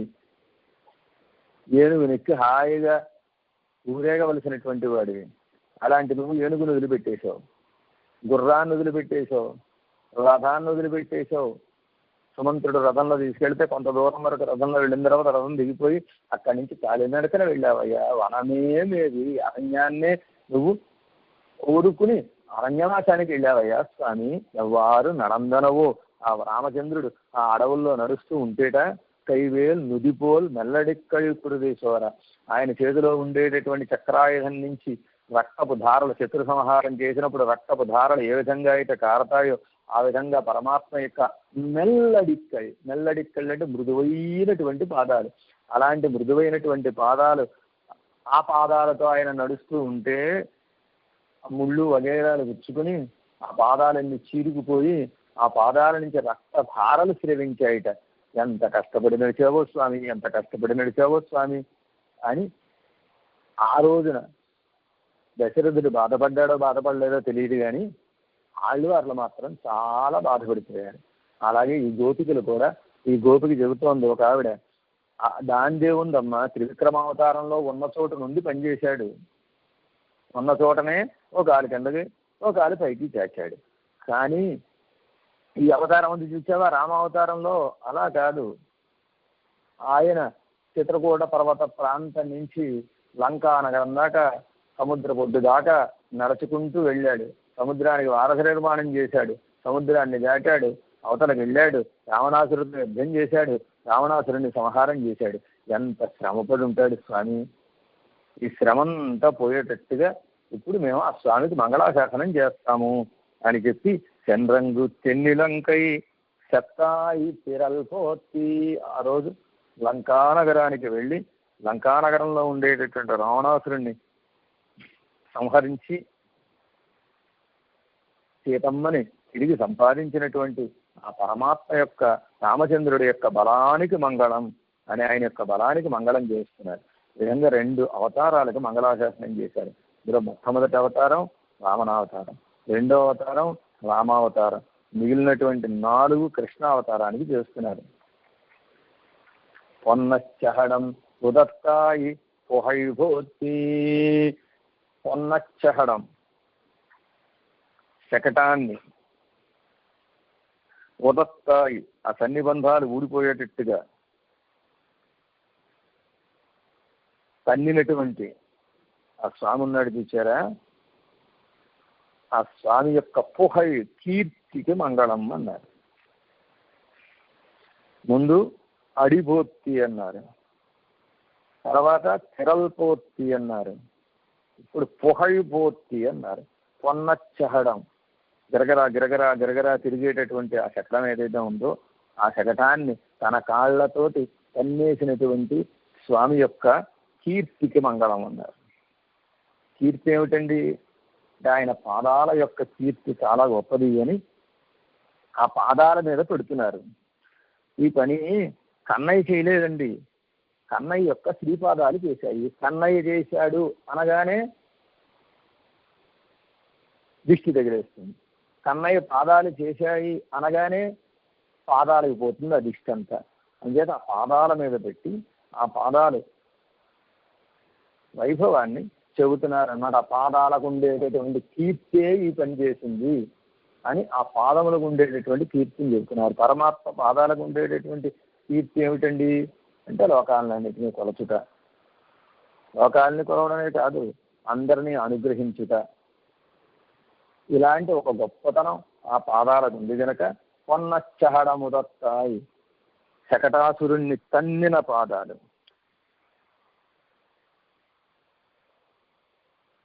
ఇక్కడ ఒక విచిత్రమైనటువంటి పరిస్థితి పరమాత్మకు వచ్చింది. కృష్ణ పరమాత్మకి వాళ్ళమ్మ ఆయన్ని పడుకోబెట్టి చక్రాన్ని రక్షగా పెట్టింది. ఏ చక్రాన్నైతే ఆవిడ రక్షగా పెట్టిందో అదే చక్రంలోకి ఒక రాక్షసుడు ప్రవేశించాడు. ప్రవేశించగానే ఆ చక్రం శకటాసురుడు అయిపోయింది. శకటాసురుడు అయిపోయి గిరగరా గిరగరా గిరగరా తిరిగిపోతోంది. గిరగరా తిరిగిపోతూ ఈయన్ని కృష్ణ పరమాత్మని సంహరించేద్దాము అని వస్తే పరమాత్మట ఏం చేశాడంటే, పిల్లలు చూడండి ఆకలేసినప్పుడు కాళ్ళు రెండు టపా టపా కొట్టుకుని ఏడుస్తారు, అలాగా కాళ్ళు రెండు కొట్టుకుంటూ ఆ పరమాత్మ ఏడుస్తున్నట్ట. పరమాత్మ ఒక క్లిష్ట పరిస్థితి వచ్చింది. ఏమిటా క్లిష్ట పరిస్థితి అంటే, ఇప్పుడు ఎవరు నాకు రక్షకుడు? అందరికీ తాను రక్షకుడు, కానీ తనకి రక్షకులు ఎవరు? పరమాత్మ అనుకున్నట్టు అందరూ నా పాదాలని రక్షకములు రక్షకములు అని నా పాదాలను ఆశ్రయిస్తున్నారు కదా, అసలు నా పాదాలకి ఏం శక్తి ఉందో చూద్దాం అని అందరూ ఆశ్రయించేటటువంటి తన పాదాలని తాను ఆశ్రయించేట. అందరూ ఎంబెరుమాన్ తిరువడిகளே శరణం. ఎంబెరుమాన్ అంటే కృష్ణ పరమాత్మ. పరమాత్మ పాదాలే మాకు రక్షకములు అని ఆశ్రయిస్తుంటే పరమాత్మ ఆశ్రయించేట. ఎన్ తిరువడిகளே శరణం, నా పాదములే నాకు రక్షకములు అని పరమాత్మ ఆశ్రయిస్తే ఆ పాదాలు అలా శకటానికి తగిలేయలేవు. తగలగానే ఆ శకటం కాస్త సంధిబంధాలు ఊడిపోయి ఆ శకటాసురుడు అనేటటువంటి రాక్షసుడు చనిపోయాడు. అలాగ శకటాసురుడు అనేటటువంటి రాక్షసుని సంహరించినటువంటి ఆ కీర్తి ఉంది చూచారా, ఆ శ్రీపాదాలకు ఉండేటటువంటి కీర్తి, ఆ కీర్తికి మంగళం అని అంటున్నారు. ఈలోపు ఇంకో అమ్మాయి లేచింది. ఇంకో అమ్మాయి లేచి, ఏమమ్మా ఏముందమ్మా, శకటాన్ని తన్నడంలో కష్టం ఏముంది, ఆ మీద పడుతుంటే కాళ్ళు రెండు అడ్డం పెట్టాడు, ఆయన పాదాలకు ఆ శకటం తగిలింది, తగిలి ఆ శకటం తనంతట తనే ముక్కలైపోయింది తప్ప అందులో ఆయన గొప్పతనం ఏం లేదు. అంతకంటే కష్టమైనటువంటి కార్యం ఒకటి చేశాడు, దానికి మనం మంగళాశాసనం చెయ్యాలి అని ఇంకో ఆవిడ లేచి చెబుతోంది. కండ్రు కునిలా వెరిందాయ్ కడల్ పోత్తి, కండ్రు కునిలా వెరిందాయ్ కడల్ పోత్తి. అంతకంటే ఒక అద్భుతమైనటువంటి కార్యాన్ని కృష్ణ పరమాత్మ చేశాట. ఏమిటా కార్యం అంటే, ఒక్కసారి ఇద్దరు రాక్షసులు వచ్చి మీద పడితే అది కూడా ఆయనకి తెలియకుండా మోసం చెయ్యాలి అనేటటువంటి దుర్మార్గమైనటువంటి ఆలోచనతోటి, మోసపు బుద్ధితోటి, మాయతోటి వచ్చాట ఇద్దరు రాక్షసులు. ఎవరా రాక్షసులు అంటే వత్సాసుర కపిత్తాసురులు అనేటటువంటి ఇద్దరు రాక్షసులు. వీరిద్దరూ ముందే ప్రీ ప్లాన్డ్గా వచ్చారు. ఎలా ప్రీ ప్లాన్డ్గా వచ్చారంటే, కృష్ణ పరమాత్మకి దూడలంటే చాలా ఇష్టం కనుక ఒక రాక్షసుడు అన్నట్ట, నేను దూడలో ప్రవేశిస్తాను, ప్రవేశించి వత్సాసురుడిని అవుతాను. అయ్యా ఆయన దూడలంటే ఇష్టం కదా, నేను చెంగు చెంగుమని గంతులు వేస్తూ ఉంటాను, ఆయన పరుగు పరుగుని వస్తాడు, పరుగు పరుగును వస్తే నువ్వేం చేస్తావంటే ఆ చెట్టు మీద ఉండేటటువంటి వెలక్కాయలోకి ప్రవేశించు, ఆయన చెట్టు కింద రాగానే నెత్తి మీద పడిపో, ఆయన కాస్త చచ్చిపోతాడు అని ప్లాన్ వేశారు. ఇద్దరు ప్లాన్ వేసుకుని ఒక రాక్షసుడేమో వత్సాసురుడిగా మారాడు. వత్సం అంటే దూడ. దూడలో ప్రవేశించాడు. దూడలో ప్రవేశించి గొప్ప దూడ అనమాట, మామూలు దూడల కంటే ఎక్కువ గంతులు వేసేస్తోంది, రాక్షస దూడ కదా, గంతులు వేస్తోంది. ఇంకో రాక్షసుడు వెలక్కాయలో ప్రవేశించాడు. వెలక్కాయలో ప్రవేశించి సరిగ్గా చెట్టు కిందకి రాగానే నెత్తి మీద వెలక్కాయ పడిపోవాలి. రాక్షస వెలక్కాయ, మామూలు వెలక్కాయ అయితే ఏమవదు, రాక్షస వెలక్కాయ పడిపోవాలి. ఇద్దరు కలిపి చంపేయాలి అని ప్లాన్ వేశారు. కృష్ణ పరమాత్మను లేకుండా చేద్దామని ప్లాన్ వేశారు. అలా ప్లాన్ వేసినప్పుడు వారిద్దరిని సంహరించినటువంటి అద్భుతమైనటువంటి ఒకనొక కార్యంట పరమాత్మ ఈ పని చేయడం ద్వారా సంస్కృతంలో ఒక సామెత పుట్టిందిట. ఏమిటో సామెత అంటే ఏకక్రియా దర్భకరి అని, 1 shot 2 birds అనేటటువంటి సామెత ఇగో కృష్ణ పరమాత్మ చేసినటువంటి ఈ పనుల వల్లే, అది వత్స కపిత్తాసుర సంహారం వల్లే పుట్టింది అంటారు. ఇగో అలాగా ఆ వత్సాసురుణ్ణి కపిత్తాసురుడు ఆ వత్సాసురుడిగా మారాడు. మారి పరుగులు పెడుతున్నాడు, చెంగుమని గెంతుతున్నాడు. గెంతుతుంటే కృష్ణ పరమాత్మ చూశాడు, ఇదే కొత్త దోళ్ళ ఉంది, చాలా బాగుంది చాలా బాగుంది అని దాని వెనకాల వెళుతున్నాడు. ఇది పరుగులు పెడుతూ ఉంది. చూచాడు పరమాత్మ, ఓహో ఇదేదో తేడా దూడ అని సరిగ్గా చెట్టుకి కొంచెం దూరం దాకా పరిగెత్తాడు. చెట్టు దగ్గరికి వస్తే చటుక్కును పట్టుకున్నాడు. వీడికి అందకుండా, పరమాత్మకు అందకుండా పారిపోవడం దానివల్ల అవుతుందా, ఆ రాక్షసుల వల్ల అవుతుందా? కాదు. ఇంకేట ఏం చేశాడంటే కుడి చేతితో 2 కాళ్ళు పట్టుకున్నాడు, ఎడం చేతితో 2 కాళ్ళు పట్టుకున్నాడు. 2 కాళ్ళు పట్టుకుని తన యొక్క 2 పాదాలని దూరంగా పెట్టాడు. స్టాండర్డైజ్ పొజిషన్లో కొంచెం ఇంకా దూరంగా పెట్టాడు. దూరంగా పెట్టి దూడని పట్టుకుని గిరగిరా తిప్పి పెట్టాడు. ఈ దూడ ఎప్పుడు జెయింట్ వీల్ ఎక్కువ ఉండదు. జెయింట్ వీల్ ఎక్కితే ఎలా ఉంటుందో దాన్ని కృష్ణ పరమాత్మ చూపించాడు. గిరగిరా తిప్పాడు అనమాట. తిప్పి ఏం చేశాడంటే సరిగ్గా ఆ కపిత్తాసురుడి చేసి వెలక్కాయకేసి కొట్టాడు. ఏమైంది? కొడితే దూడా చచ్చింది, వెలక్కాయి చచ్చింది. అంటే వెలక్కాయలో ఉండేటటువంటి కపిత్తాసురుడు చచ్చాడు, దూడలో ఉండేటటువంటి వత్సాసురుడు చచ్చాడు. ఇద్దరు రాక్షసులు ఒక్క దెబ్బకు చచ్చిపోయారహా. ఇదండి అద్భుతం అంటే అని ఈ గోపికి చెప్పింది. చెబితే ఇంకో గోపిక అంది, ఇదంతా ఆయన చేయలేదు, కృష్ణ పరమాత్మ చేయలేదు. మరి ఎవరు చేశారు? ఆయన పాదాలు చేశాయి. ఆ పాదాలు చాచి నిలబడ్డాడు చూడండి, ఒక కాలు ముందుకేసి ఒక కాలు వెనక్కేసి అలా నిలబడితే తప్ప ఆ దూడని గిరగిరా తిప్పలేడు. అలాగే 2 కాళ్ళు ఆయన చాచినటువంటి సన్నివేశం ఉంది చూచారా, ఆ సన్నివేశం చేసింది తప్ప ఆయన చెయ్యలేదు అని ఇంకో గోపిక చెబుతోందిట. వెంటనే ఇంకో గోపిక లేచింది, ఇవన్నీ ఏమున్నాయమ్మా, అసలైన కార్యక్రమం ఒకటి ఉంది, ఆయన పడిన అసలైన కష్టం ఒకటి ఉంది, ఆ కష్టాన్ని చెబుతాను వినండి అని ఆ అమ్మాయి చెప్పడం ప్రారంభించింది. చెబుతూ కున్ను కొడయాయ్ ఎడుతాయి పునంపోతి, ఇది కృష్ణావతారంలో ఉండేటువంటి అద్భుతమైనటువంటి చేష్టే. ఏమిటి? కున్ను రాతిని, కొడయాయ్ అంటే పర్వతాన్ని, కున్ను అంటే పర్వతాన్ని, కొడయాయ్ గొడుగు కింద, ఎడుతాయి ఎత్తినటువంటి స్వామి, దీనికి మంగళాశాసనం పాడండి. గోవర్ధనోద్ధరణ ఏదైతే ఉందో దానికి మంగళాశాసనం పాడండి అని ఇంకో గోపికి చెప్పింది. ఇంకో గోపికి చెప్తే గోవర్ధనోద్ధరణ ఎలా చేశాడు కృష్ణ పరమాత్మ, చాలా ఆశ్చర్యకరమైనటువంటి అద్భుతమైనటువంటి ఒకనొక ఘట్టం ఈ గోవర్ధనోద్ధరణ ఘట్టం. ఇంద్రోత్సవం అని ఈ గోపకులందరూ ప్రతి సంవత్సరం చేసేవారట. భారతంలో ఉపరచర వసువు ఈ ఇంద్రోత్సవాన్ని చేసినట్టుగా ప్రారంభంలో మనకు కనపడుతుంది.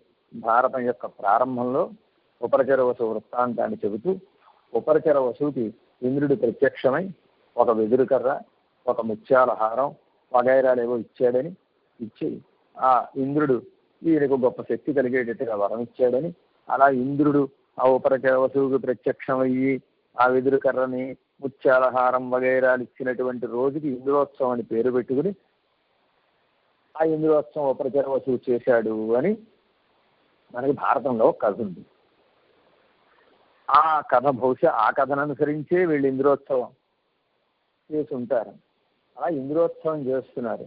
ఇంద్రుడికి ప్రతి సంవత్సరానికి ఒక్కరోజు, ఆ సంవత్సరానికి ఒకరోజు ఆ ఇంద్రుడికి అన్ని పిండి వంటలు తయారు చేసి, బోళ్ళని పదార్థాలు తయారు చేసి అవన్నీ ఇంద్రుడికి ఆరగింపు చేయడం. ఆరగింపు చేస్తూ ఉంటే కృష్ణ పరమాత్మ స్వభావం ఏమిటంటే, తానుండేటటువంటి ఊళ్ళో ఇంకొకడికి ఆరాధన జరిగితే పరమాత్మ సహించలేడు. ఆయన స్వభావాన్ని చాలా అందంగా పోతన గారు ఓ పద్యంలో చెప్పారు. ఒక ఆవిడ గోడదేవుడికి పూజ చేస్తోంది. ఎప్పటికీ మన వాళ్ళకి అలవాటు, మనకి గోడకి పసుపు పూసి దానికి కుంకుమ బొట్లు పెట్టి ఆ గోడదేవుడని, ఆ గోడదేవుడికి ముఖ్యంగా ఈ సంక్రాంతిలో చేస్తారు. ఆయన బూర్లు చేసి గారెలు చేసి అక్కడ అరిగింపు చేస్తారు. అలాగే ఓ ముసలమ్మ గోడదేవుడికి పసుపు పూసింది, బొట్లు పెట్టింది, వెన్న ముద్ద అరిగింపు చేసింది. వెన్న ముద్ద అరిగింపు చేస్తే కృష్ణ పరమాత్మ చూచాడు, నేనుండే ఊళ్ళో ఇంకో దేవుడికి నివేదన చేస్తావా, నాకు పెట్టడం మానేసి ఇంకో దేవుడికి నివేదన చేస్తావా అని వచ్చేస్తా. వచ్చి ఏం చేశాడంటే వెన్న ముద్ద తినేసేట. వెన్న ముద్ద తినేయడమే కాదు, ఆ గోడ మీద థూ అని ఆ దేవుడి మీద ఉమ్మేసేట. ఉమ్మేసి వెళ్ళిపోయాడు. నీలితాక్షి అని అద్భుతమైనటువంటి పద్యాన్ని పోతన గారు చెప్పారు. ఈ తనూజుడు ఎంగిలి చేసి, నీ కొడుకు ఏం చేశాడో తెలుసా, మా దేవుడు మొహం మీద ఉమ్మేసి ఎంగిలి చేసి పోయాడు. ఇది పరమాత్మ యొక్క స్వభావం. పరమాత్మ ఆరాధన చేసేటప్పుడు పరమాత్మకే ఆరాధన చెయ్యాలి తప్ప ఇతర దేవతలకు ఆరాధన చేయకూడదు. అంటే ఇతర దేవతల ఆరాధన ఎందుకు చేయకూడదంటే, ఆయన ఆరాధనలోనే సకల దేవతారాధన కూడి ఉన్నప్పుడు వేరే మళ్ళీ ఎందుకు చేయడం? విశ్వరూపకుడుగా ఉండేటటువంటి పరమాత్మను సేవించినటువంటి అర్జునుడు ఏం చెప్పాడు, స్వామి నీ దివ్య దేహంలోనే దేవతా సంఘాలన్నీ కనపడుతున్నాయి, చరాచరాత్మకమైన ప్రపంచమంతా నీ యొక్క శరీరంలోనే కనపడుతోంది అన్నాడు. ఈ దేవతలందరూ ఆయన శరీరంలోనే ఉన్నప్పుడు ఆయన్ని ఆరాధన చేస్తే సకల దేవత ఆరాధన చేసినట్టే అవుతుంది. కానీ అది మనం గమనించుకోం. పరమాత్మ దాన్ని మనకి తెలియజేయడం కోసం ఇగో ఈ గోవర్ధనోద్ధరణ కార్యక్రమాన్ని చేపట్టాడు. ఇంద్రుడికి ఆరాధన కోసంగా వీళ్ళు ఏర్పాటు చేస్తే కృష్ణ పరమాత్మ అన్నట్ట, ఎవర్రా ఇంద్రుడికి ఎందుకు ఆరాధన? వర్షం కురిపిస్తున్నాడు గనక. వర్షం ఇంద్రుడు కురిపిస్తున్నాడా? చూడండి, ఈ గోవర్ధన పర్వతం గనక మేఘాలను అడ్డుకోకపోతే ఇక్కడ వర్షం కురుస్తుందా? కనుక ఇంద్రుడు చేయడం లేదు, ఈ గోవర్ధన పర్వతం చేస్తోంది అని, గోవర్ధన పర్వతానికే మనం ఆరగింపులు చేయాలి అని, ఆ గోవర్ధన పర్వతానికి ఆరగింపు చేయండి అంటే కృష్ణ పరమాత్మ చెప్పిన మాట సూచా తప్పకుండా పాటించడం వాళ్ళకి అలవాటు కదా. భక్తులు చెప్పిన మాట ఆయన పాటిస్తాడు, ఆయన చెప్పిన మాట భక్తులు పాటిస్తారు. కనుక వెంటనే వాళ్ళు ఏం చేశారంటే గోవర్ధన ఆరాధన ప్రారంభించారు. పెరియాళ్ళవార్లు దశగాన్ని చెప్పారు దీని మీద. కువిసోత్తు పరుపదము తైరు వావి నెయ్యడరు మడంగ పొట్ట తుత్తి అని ఆ గోవర్ధన గిరికి చేసేటటువంటి ఆరగింపు చాలా అద్భుతంగా ఏర్పాటు చేశారట. ఒక పెద్ద దిన్నె కింద సాదాన్ని పోశారు, అన్నాన్ని పోశారు. పోసి మధ్యలో బావుల్లా తయారు చేశారు, గుంటల్లా తయారు చేశారు. ఓ గుంట నిండా పప్పు పోశారు, ఓ గుంట నిండా పచ్చడి వేశారు, ఓ గుంట నిండా పులుసు మొదలైనవి పోశారు, ఓ గుంట నిండా పరమాన్నం పోశారు. ఇలాగా ఒక పెద్ద అన్నం దిన్ని చేసి దాని మధ్యలో బావుల కింద గుంటలు చేసి ఆ గుంటల్లో పదార్థాలు పెట్టి గోవర్ధనుడిగా ఆరగింపు చేశారు. ఆరగింపు చేస్తే కృష్ణ పరమాత్మ ఆ పర్వతంలో దూరి మొత్తం అన్ని తానే తినేసేట. ఇంద్రుడికి కడుపు మండిపోయింది. కడుపు మండిపోయి ఏం చేశాడు? రాళ్ల వర్షం కురిపించాడు. భగవంతుడి యొక్క గొప్పతనం ఈ ఘట్టం ద్వారా మనకు తెలుస్తుంది. ఆ ఇంద్రుడు రాతిని విసిరితే అంటే రాళ్ల వర్షం కురిపిస్తే అని అర్థం. రాతికి రాతితోటే సమాధానం చెప్పేట పరమాత్మ. మన పూర్వాచార్యులు అంటారు, ఒకవేళ నీటి వర్షం కురిపిస్తే అంటే మామూలు వర్షం కురిపిస్తే సముద్రాన్ని ఎత్తి పట్టుకునేవాడేమో. రాళ్ల వర్షం కురిపించాడు కనుక రాయిని ఎత్తి పట్టుకున్నాడు, కొండను ఎత్తి పట్టుకున్నాడు. అలాగే నీళ్ల వర్షం కురిపిస్తే ఆ నీళ్లు వేళమే పడకుండా సముద్రంలో పడేటట్టుగా సముద్రాన్ని ఎత్తి పట్టుకునేవాడేమో. అలాంటి ఒక ఆశ్చర్యకరమైనటువంటి శక్తి పరమాత్మకు ఉంది అని చెప్పడం అన్నమాట. అలాంటి శక్తి కలిగిన వాడు కనుకనే చిటికెన వేలుతోటి 7 రాత్రులు 7 పగళ్ళు ఆ గోవర్ధన పర్వతాన్ని మోసినటువంటి ఆ సన్నివేశం ఉంది చూసారా. ఎంత శ్రమపడి ఉంటాడు పరమాత్మ. ఈ గోవర్ధనగిరిని మోసి మోసి మోసి చిటికెన వేలు మీద ఆ శ్రమకి మంగళం అని ఈ గోపికి చెప్పిందిట.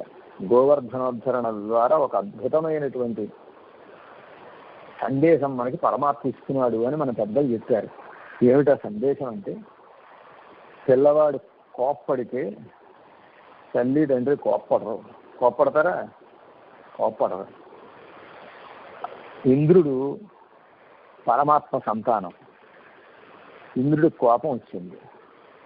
కోపం వచ్చి రాళ్ల వర్షం కురిపిస్తే పరమాత్మ కూడా కోపాన్ని తెచ్చుకుని నా మీద రాళ్ల వర్షం కురిపిస్తావా, నిన్ను చావగొట్టేస్తాను అని వాడి కాళ్ళు చేతులు చేసి వాడి పదవిని తీకేసి వాడిని గెంటి అవతల పడేస్తే దరిద్రం వెళ్ళిపోయేది. అలా చేయలే పరమాత్మ. పరమాత్మ ఎలాంటి వాడు అంటే ఒక అందమైన ఉదాహరణ చెప్పి మన పెద్దలు ఈ అర్థాన్ని మనకి తెలియజేశారు. పిల్లవాట వీధిలో ఆటలు ఆడుకుని ఆ ఆటల్లో బయట పిల్లలు వీడిని తంతారు. ఆ దెబ్బలన్నీ అక్కడ తిని ఇంట్లోపలికి వచ్చి అమ్మ వీటి మీద గుద్దు గుద్ది అన్నం పెట్టమ్మా అంటాట. దెబ్బలు అక్కడ తిని ఎవరిని గుద్దాడు? అమ్మ వీటి మీద గుద్దాడు. బడి మనం గుద్దు గుద్ది అన్నం పెట్టమ్మా అంటే, ఆకలిగా ఉంది అన్నం పెట్టమ్మా అంటే తల్లి ఎక్కడరా నన్ను గుద్దావు రాదావా అని వాడిని సాగుకొట్టేస్తుందా, తీపి నొక్కి చంపేస్తుందా? చంపదు. పిల్లాడికి ఎంత ఆకలిగా ఉందో పాపం, ఇంత గుద్దాడు ఇలా అనుకుంటుందిట. ఇదిగో పరమాత్మ కూడా అలాంటి స్వభావం కలిగిన వాడు కనుక ఆ ఇంద్రుడు రాళ్ల వర్షం కురిపిస్తే పాపం ఎంత కష్టం వచ్చిందో, నా మీదకే రాళ్ళు వేసేసాడు అని భావన చేసి వాడి కోపం తగ్గేదాకా ఆ కొండను పట్టుకుని వాడి కోపం తగ్గిన తర్వాత ఆ కొండను దింపాడు. ఇది స్వభావం అంటే పరమాత్మ యొక్క స్వభావం. ఎవరికి అర్థం అవుతుందండి ఈ స్వభావం? మన జన్మలో మనకు అర్థం కాదు. పెద్దలు వర్ణించారు గనక, పెద్దలు చెప్పారు గనక మనకు అర్థం అవుతుంది. అప్పుడు ఇంద్రుడు కోపం తగ్గిన తర్వాత క్షమించమని ప్రార్థన చేసి నేను గోవింద పట్టాభిషేకం చేశాడు అని అలాంటి ఒక అద్భుతమైనటువంటి కృత్యం ఈ గోవర్ధనోద్ధరణ అనేటటువంటి కృత్యం దీన్ని చేశాడంటే ఆయన మంచి గుణం. ఇక్కడ చూడండి, గుణం పోతి అండి. ఏం గుణం అది? పిల్లాడి కోపం వస్తే వాడి కోపం తగ్గేదాకా వాడి గుద్దేటటువంటి గుద్దుల్ని భరించేటటువంటి తల్లిలాగా తండ్రిలాగా పరమాత్మ ఈ గోవర్ధన గిరిని మోసాడండి. ఆ గుణానికి మంగళం. ఏం ఆశ్చర్యంగా చెప్పిందో చూడండి. என்று பகை கெடுக்கும் நின் கையில் వేల్ పోతి. ఆ పరమాత్మ ఈ కార్యాలన్నీ చేస్తున్నాడంటే ఆయన గొప్పతనం కాదండి, ఆయన చేతిలో ఉండేటటువంటి వేలాయుధం యొక్క గొప్పతనం. ఎలాంటిది వేలాయుధం? என்று పగై కెడుక్కుం, శత్రువుల్ని జయించేటటువంటి, ఆ శత్రువుల్ని చీల్చి చెండాడేటటువంటి ఈ చేతిలో ఉండేటటువంటి వేలాయుధం ఉంది చూచారా?